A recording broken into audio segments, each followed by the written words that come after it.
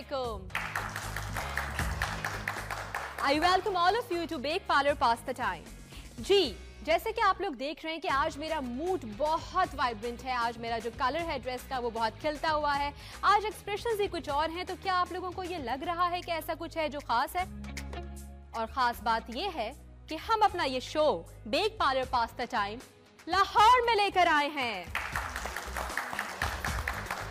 जनाब, मैंने क्लैपिंग इसलिए की है क्योंकि मैं आज फर्स्ट टाइम लाहौर आई हूँ और यहाँ आके मुझे ये एहसास हुआ है कि हमारे जो लाहौरी लोग हैं ये बहुत ज्यादा मिलनसार हैं।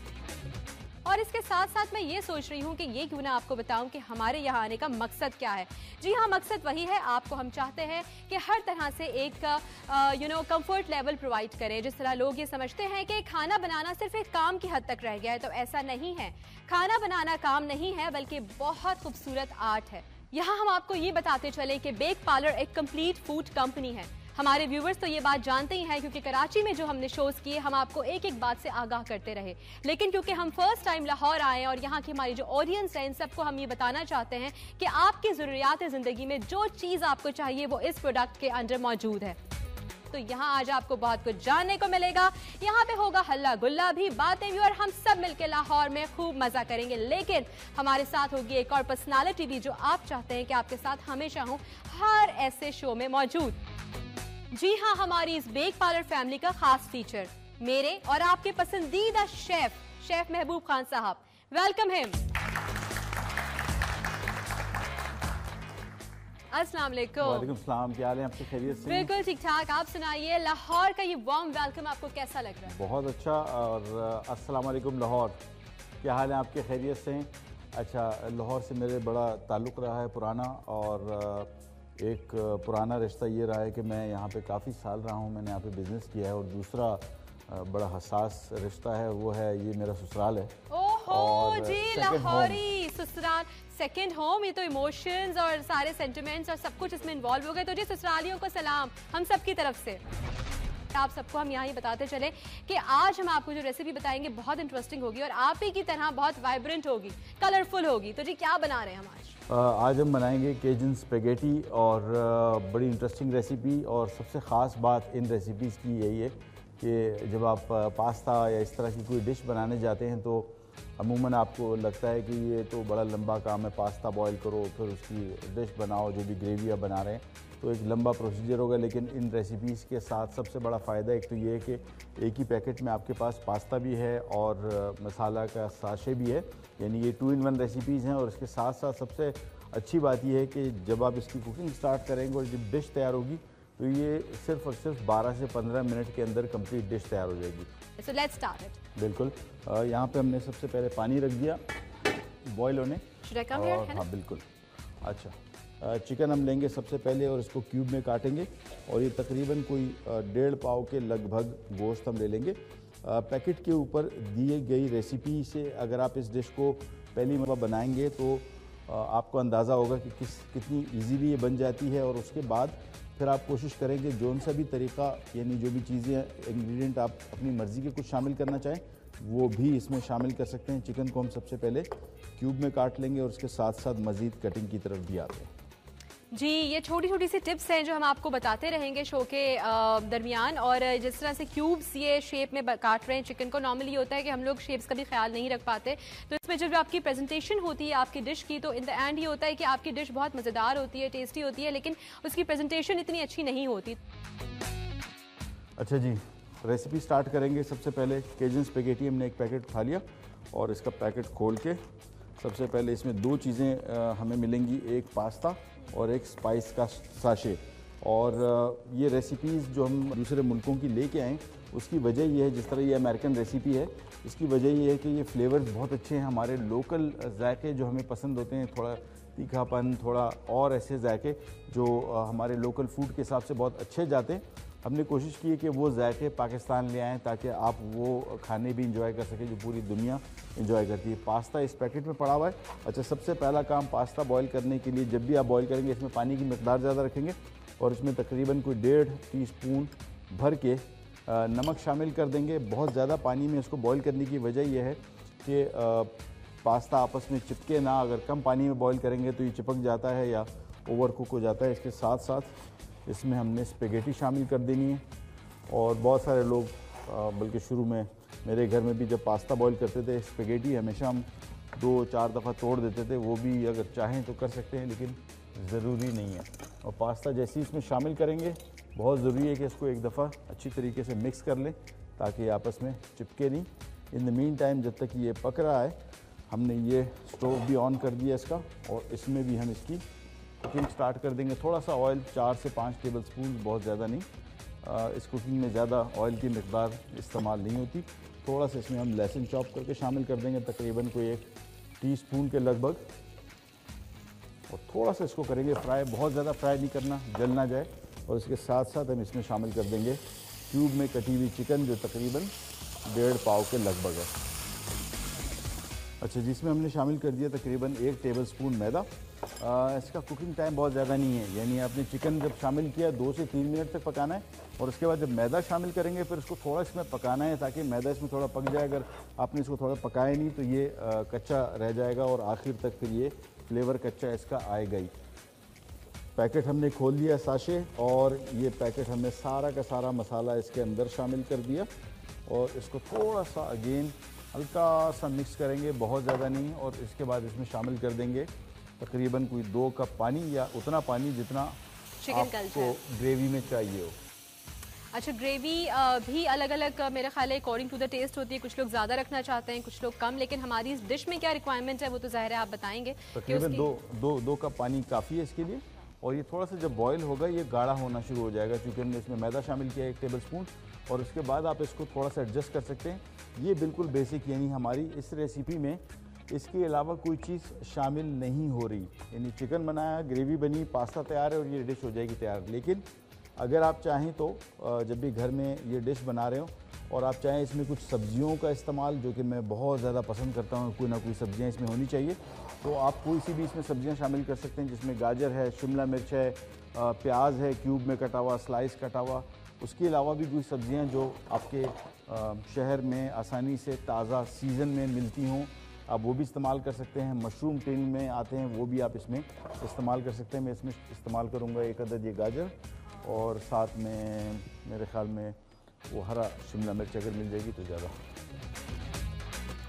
अच्छा जी, ये बहुत ही हेल्दी फूड है, क्योंकि सबसे पहला पॉइंट तो ये है कि इसमें ऑयल बहुत कम यूज़ होता है। तो हमारे जितनी भी ऐसी खवातीन हैं जो अपने वेट को लेके कॉन्शियस हैं, बल्कि मेरा ख्याल है आजकल हर बंदी ही कॉन्शियस है, जो स्लिम और स्मार्ट है वो मेंटेन करना चाहती है, जिसका वेट ज़्यादा है वो रिड्यूस करना चाहती है, तो क्या ही अच्छी बात है कि आपको थोड़ा सा मैदा मिल रहा है इसमें, जो कि आपकी हेल्थ के लिए बहुत अच्छा है। एक चीज़ ध्यान में रखें, पैकेट्स के ऊपर दी गई हिदायत ये हैं कि कितनी देर इसको बॉयल करना है, पकाना है। ज़्यादा पका देंगे तो ये ओवर कुक हो जाती है और पास्ता का इतना मज़ा नहीं आता। सब पैकेट्स पे टाइम लिखा हुआ है 5 से 7 मिनट, और अगर आप उतनी देर तक इसको पकाएंगे तो ये बेहतर रहेगा। बहुत ज़्यादा ओवर कुक ना करें। और आप देख रहे हैं कि इन द मीन टाइम हमारी ये ग्रेवी तैयार हो गई। हम इसके लिए कुछ सब्जियां काट रहे हैं, और साथ ही साथ पास्ता में मेरे ख्याल में सिर्फ 2 मिनट और बाकी हैं, और जैसे ही पास्ता तैयार होगा हम उसको डिश में निकालेंगे, साथ में इसके ऊपर ये ग्रेवी सर्व कर देंगे। That's it. बहुत इजी टू मेक है, इजी टू ईट है, इजी टू सर्व है, क्योंकि इसमें आपको रोटी नहीं चाहिए, अलग से आपको चावल नहीं बनाना। अगर आपने जल्दी जल्दी में अपनी कोई डिश बनानी है, लोगों को सर्व करनी है, या खुद भी अगर रात में भी भूख लगी while watching TV all stuff, तो आप जल्दी से इसको बना सकते हैं, खा सकते हैं। हैवी फील नहीं होता। अच्छी बात यह है वेजिटेबल है, लाइट रहती है, चिकन है वो भी वाइट मीट है, ऑल्सो वेरी लाइट। एंड इसके अलावा जो स्पेगेटी है वो भी आपको पता है कि इसमें थोड़ा सा जो है वो मैदा शामिल होता है, बहुत ज़्यादा। इसमें कोई ऐसी चीज़ नहीं है कि जो कि आपकी तबीयत को इवन रात में खाने में भी हैवी कर दे। और वैसे तो खैर आप जब चाहें खाइए, लाइट मूड में खाइए, लाइट डिश खाइए। अच्छा जी, सब्जियां इसमें शामिल जब करेंगे तो फिर इसका कुकिंग टाइम खाली 2 मिनट होगा। आम तौर पे सब्जियां जब चाइनीज़ खाने या दूसरे मुल्कों के जब हम खाने खाते हैं, जब वो घरों में बनाते हैं तो हमारे यहाँ घर में एक सबसे बड़ा इशू हो जाता है कि वो इतनी ओवरकुक हो जाती है कि वो रेस्टोरेंट जैसी नहीं लगती। हमें रेस्टोरेंट का कुकिंग का एक ये फ़र्क लगता है कि बड़ी फ्रेश नज़र आ रही है। उसकी वजह कि तो उसको पकाते कम है, दूसरा अगर आप यही डिश में सब्जियां शामिल कर रहे हैं तो इसका एक और आसान तरीका यह है कि आप सब्जियां उस टाइम शामिल ना करें जब आपने डिश सर्व नहीं करनी, खानी नहीं है। ग्रेवी बना ली, पास्ता बॉईल कर लिया, और फिर जब आपने खाना सर्व करना है या ख़ुद खाना है उस टाइम निकाल के गर्म करने के दौरान इसमें अगर आप सब्ज़ी डालेंगे तो आप देखेंगे बहुत फ्रेश रहेंगी।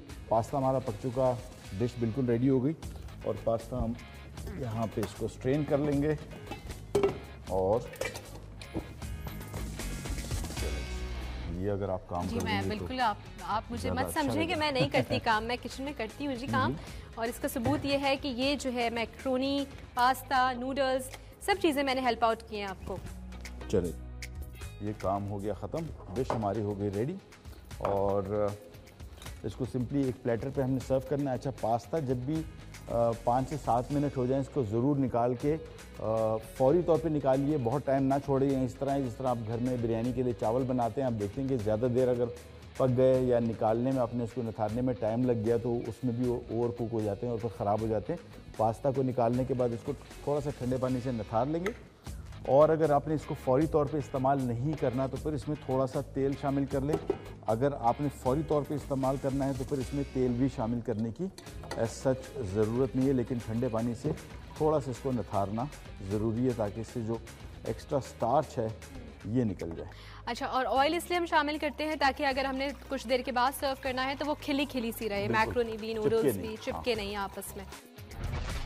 डिश हमारी बड़ी खूबसूरत लग रही है। खूबसूरत सिर्फ इंसान नहीं होते, डिश भी होती है, जो कि यहाँ पे शेफ़ महबूब साहब ने प्रूव किया है। बहुत सारे कलर्स, बहुत अच्छी खुशबू जो कि यहाँ मैं फ़ील कर रही हूँ। और इसके साथ साथ जो वेजिटेबल है इसके न्यूट्रिशंस भी इसमें कायम है क्योंकि इसको बहुत ज़्यादा ओवर कुक नहीं किया गया है। एक खाते हुए जो आपने चुबाने वाली एक चीज़ होती है ना, वो सब्ज़ी में होनी चाहिए। सब्ज़ी इतनी ज़्यादा ओवर कुक नहीं होनी चाहिए कि आप उसको बस मुंह में रखते ही निगल लें, you know.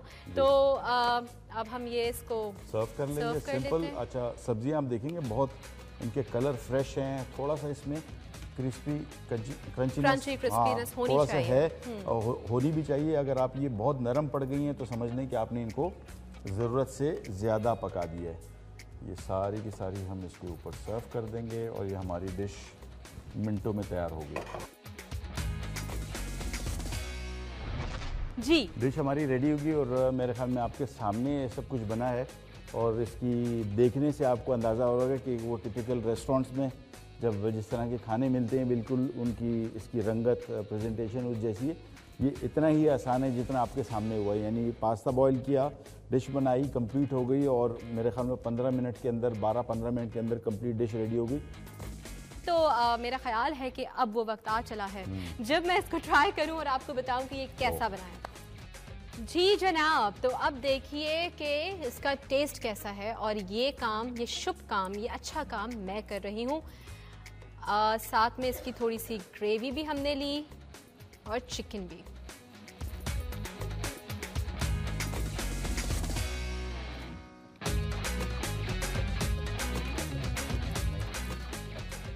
Mouth watering, seriously, देखने में इतना मजे का, खाने में सो टेस्टी।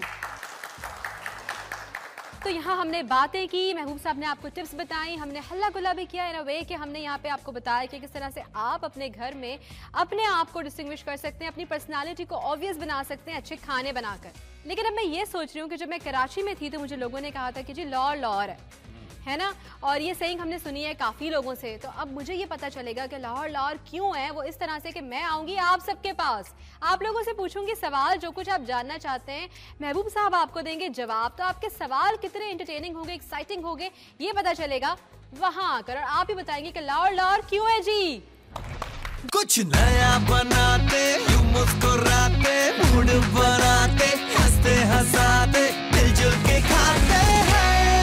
बेक पार्लर का है ये कमाल। Bake parlour pasta, macaronis, spaghetti और लजानिया। बेक पार्लर का है ये कमाल। जी जनाब, तो मैं हूँ यहाँ लाहौर की ऑडियंस के बीच में और खूबसूरत चेहरे और पुर रौनक और जिंदा दिल लोग। जी हाँ, फूलों की तरह फूल चेहरे मौजूद हैं यहाँ पर। और यहाँ एक खातून मौजूद है जिनके हाथ में एक पक्खी है और मुझे पता नहीं था कि ये पक्खी क्या होती है। मैंने कहा ये पंखा जो आप झेल रही हैं, कहती है पंखा नहीं बेटा, इसको पक्खी कहते हैं। तो जरा देखें आपकी पक्खी है कैसी, ये देखिए, खूबसूरत पक्खी, खूबसूरत में, और खूबसूरत हमारी ये खातून। और इनका सवाल भी बड़ा इंटरेस्टिंग सा है। सर इनको मैं माइक देती हूँ और पूछते हैं कि ये क्या जानना चाहती हैं। महबूब साहब, ये है कि अगर मैं पेशेंट हूँ या मेरे अलावा कोई भी शुगर का पेशेंट है तो वो ये इजी ले सकते हैं, उनके लिए कोई प्रॉब्लम तो नहीं है?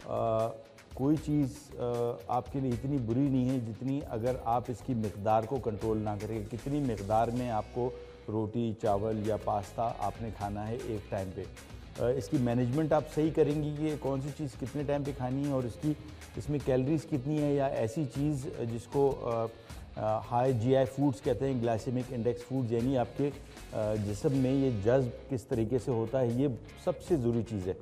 अगर आपको ये चीज़ें पता लग जाएंगे कौन कौन सी चीज़ स्लो एब्जॉर्ब करती है, वो आपके लिए ज़्यादा बेहतर है। जो हाई एब्जॉर्ब करती हैं उनका इस्तेमाल आप कम कीजिए या कभी कभार करें, आपका शुगर हमेशा कंट्रोल में रहेगा। और थोड़ा सा ज़रूरी चीज़, वर्जिश कर ले। वर्जिश के लिए ज़रूरी नहीं है, अगर आप घर से बाहर नहीं निकल सकती, कोई प्रॉब्लम है, तो कमरे के अंदर बैठ के भी अगर आप 10-15 मिनट की वर्जिश कर लेंगी, डायबिटीज़ के लिए कम से कम ये इंतहाई ज़रूरी है। जी, तो अब हम जानना चाहते हैं कि कौन सवाल करेगा। आप लोग अपने हैंड रेस कर लीजिए ऐसे। आप चलिए, मैं आती हूँ उधर पहले। Hello sir, I give you a welcome to Lahore. My question is कि हम टीनेजर्स हैं और रात को जैसे स्टडी में भूख लगती है तो हम लोग ये नूडल्स बना के खाते हैं, लेकिन इस एज में पिंपल्स भी बहुत निकलते हैं, तो इन स्पाइसेस का कोई असर नहीं होगा उन फेस पे या पिंपल्स पे?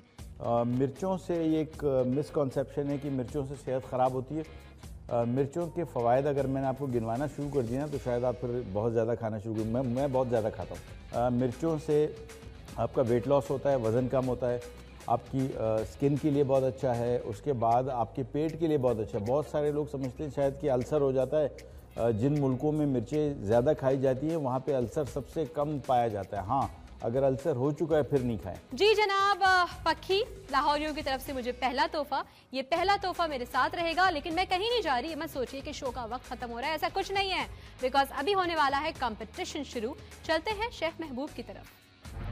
Yes, and now the time has come to start a lively competition. जनाब, कहा यह जाता है कि आलू एक ऐसी चीज़ है जो जिस तरह भी बनाई जाए बहुत टेस्टी लगती है, और हम लोग नॉर्मली जो कि ना सिर्फ फास्ट फूड में बल्कि वैसे भी हमारी कोशिश होती है कि डिफरेंट डिशेस को अगर हमने कॉम्प्लीमेंट करना है तो फ्रेंच फ्राइज से किया जाए। वैसे भी हम मंचिंग कर रहे होते हैं, शाम में रात में आलू खा रहे होते हैं बार बार, और सुना यह है कि आलू खाने से मोटे भी हो जाते हैं, लेकिन अगर कम खाएं, अच्छा खाएं तो क्या बात है, फिर आलू आपको फ़ायदा देगा, नुकसान नहीं, क्योंकि उसमें क्या होता है, पोटेशियम, कार्बोहाइड्रेट की बहुत अच्छी फॉर्म होती है, और बहुत सारी ऐसी चीज़ें जिस तरीके से हम उसको पकाते हैं वो मसला है। तो जनाब, यहाँ से हम जो कंपटीशन स्टार्ट करने वाले हैं वो ये है कि आप में से हम सिलेक्ट करेंगे कोई 2 लड़कियाँ, और लड़कियाँ ही मैं सिलेक्ट करूँगी, क्योंकि मुझे देखना ये है कि जी लड़कियों में कितना सुघड़पन है और वो क्या क्या बना सकती हैं उल्लू बनाने के अलावा। तो जी 2 लड़कियाँ यहाँ आएंगी और वो फ्रेंच फ्राइज कटिंग करेंगी, यहाँ पर कटिंग करके हमें दिखाएंगी कि कितनी अच्छी वो स्टिक्स हैं, प्रॉपर शेप्स है या नहीं, और जो जीतेगा वो होगी सिकंदर। जी हाँ, सिकंदर इसलिए कि उसको मिलेगा बेक पार्लर का गिफ्ट हैम्पर। तो जी हैंड रेस कीजिए अपने लिए। कौन कौन आएगा? लड़कियां तो जी बहुत सारी हैं, कौन कौन होना चाहिए? एक आप, एक आप, एक आप, और एक वो जो पीछे हैं। तालियां जी अपने लिए ही। अच्छा जी, इस कंपटीशन की आपको मिलेंगे सिर्फ और सिर्फ 2 मिनट, और आपने फ्रेंच फ्राइज़ बनानी है। और फ्रेंच फ्राइज़ की कटिंग्स का साइज़ मैं आपको बता दूं। स्लाइस कीजिएगा पहले आलू को इस तरीके से, ये देखें इतनी थिकनेस आपको इधर से मिल गई। उसके बाद आपने इसकी साइड्स को थोड़ा सा हल्का सा काट के, और ये 2 फ्रेंच फ्राइज, ठीक है। आपका टाइम शुरू होता है अब। जी, और नहीं, आप कुछ कह रहे हैं, कहिए। अच्छा, पोटैटो की फ्राइज़ के जो शेप साइजेस हैं ये बेशुमार हो गए हैं। एक ज़माने में हम फ्रेंच फ्राई का साइज़ जो होता था, शेप, हम वो टिपिकल उसको जहन में रखते थे। अब क्रिंकल्ड हैं, राउंड हैं, स्पायरल हैं, मुख्तलिफ किस्म की शेप साइज़ होती हैं, लिहाजा इसमें बहुत सारी वैरायटी है। अच्छा, यहाँ पे हम आ जाते हैं और देखते हैं। जल्दी नहीं कीजिए, हमें क्वांटिटी से ज़्यादा आपकी जो फॉर्म और हाँ, जो शेप है उस पर ज़्यादा जो है वो फोकस कीजिए। एक्चुअली क्योंकि सिखाया यही जा रहा है कि जो रियल फ्रेंच फ्राइज़ का जो शेप है वो क्या है। नॉर्मली हम जो यूज़ कर रहे होते हैं वो स्लिम होती हैं, और ये रियल वो शेप नहीं है जो एक्चुअली फ्रेंच फ्राई का होता है। 1 मिनट गुजर चुका है और 1 मिनट बाकी है। जल्दी जल्दी कीजिए, ताकि मेरे ख्याल में एक खातून जो इनकी स्पीड अच्छी है, लिहाजा मैं एक और आलू यहाँ पे रख देता हूँ। हाँ, ये ज़्यादा आलू फ्रेंच फ्राइज खाते हैं मुझे लगता है। हाँ, लेकिन है स्लिम एंड स्मार्ट, तो ये इस चीज़ को भी आप यहाँ पे देख सकते हैं कि जो लोग पोटैटो ज़्यादा इस्तेमाल करते हैं फ्रेंच फ्राइज की फॉर्म में भी, उनका वेट इतना बढ़ता नहीं है, क्योंकि आजकल फिजिकल एक्टिविटीज़ भी बहुत है, स्पेशली इस एज की जो लड़कियाँ हैं उनका सारा काम, स्कूल गोइंग, कॉलेज गोइंग, और इतने सारे असाइनमेंट्स मिल रहे होते हैं, इतनी सारी वॉक होती है कि चीज़ें जो है वो ये जो भी आप खाते पीते हैं सब कुछ यूटिलाइज हो ही जाता है। 30 सेकेंड रह गए आपके पास और टाइम ख़त्म हुआ जा रहा है, बल्कि 20 सेकेंड। जी, बेक पार्लर का ये जो कंपटीशन है बहुत ही हेल्दी कंपटीशन है और इसका मकसद सिर्फ ये है कि आपको बैठे बैठे हम यहाँ पे ले आए, खड़ा कर दें, आपसे काम करवाएं, मुकाबला करवाएं और गिफ्ट हैम्पर दें। 10 सेकेंड, यानी कि 8, 7, 6, 5, 4, 3, 2, 1, स्टॉप। अच्छा, हम बेसिकली क्वांटिटी नहीं देखेंगे, हम बेसिकली फिनिशिंग भी देखेंगे, लिहाजा दोनों प्लेट मुझे दे दें और उसके बाद हम चेक करके बताएंगे। ये शफक की प्लेट जी और ये फायजा की प्लेट। अच्छा, यहाँ पे एक तो क्वांटिटी कम है और आपके साइज़ जो है फ्रेंच फ्राइज़ के, उसकी लेंथ, उसकी विड्थ, ये थोड़े से ज़रा टेढ़े मेढ़े हो गए। बहरहाल एनीवेज अच्छी ट्राई की आपने, कंग्रेचुलेशंस आप दोनों को, लेकिन मेरे ख्याल में विनर एक ही होगा। विनर एक ही हैं जी, और बहुत ऑब्वियस है हमारी जो विनर है आज की, और आज ये आप खुद शेफ महबूब के हाथों लीजिए। चलिए, thank you so much. Congratulations. और जनाब ये बताते चलें आपको कि बेक पार्लर पास्ता टाइम में अभी बहुत कुछ बाकी है, अभी तो शुरुआत है जी। आगे आगे देखिए होता है क्या, हमारे साथ ही रहिएगा नेक्स्ट शो में। जब तक के लिए अपना भी ख्याल रखिए, हमारा तो आपको रखना ही है ख्याल। इजाजत दीजिए, अल्लाह हाफिज।